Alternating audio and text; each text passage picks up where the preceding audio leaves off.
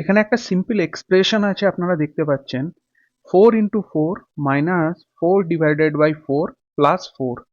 এই এক্সপ্রেশনটা কিভাবে আমরা সলভ করব, এর সিম্পলিফাইড এর আনসারটা কত হবে।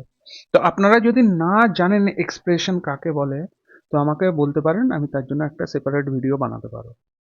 আচ্ছা, এখানে এই ধরনের যদি এক্সপ্রেশন থাকে, তার একটা রুল আছে, সেই রুলটাকে বলে বদমাস, BODMAS।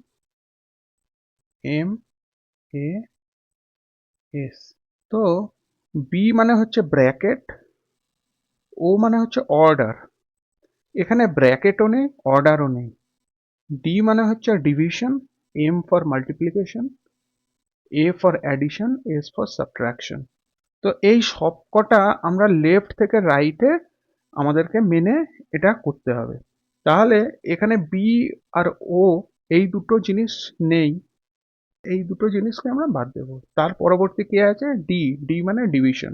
তো এখানে দেখুন, এখানে ডিভিশন আছে, অর্থাৎ আমাকে প্রথম ডিভিশনটা ধরুন করতে হবে।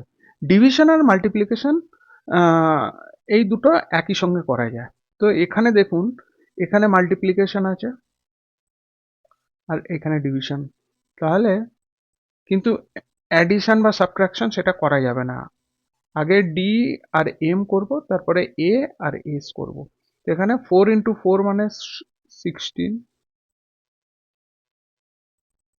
মাইনাস যেটা আছে সেটা থাকবে।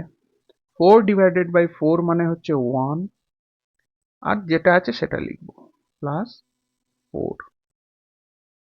অর্থাৎ এবার আমরা অ্যাডিশন আর সাবট্রাকশন দুটো একসঙ্গে করতে পারি।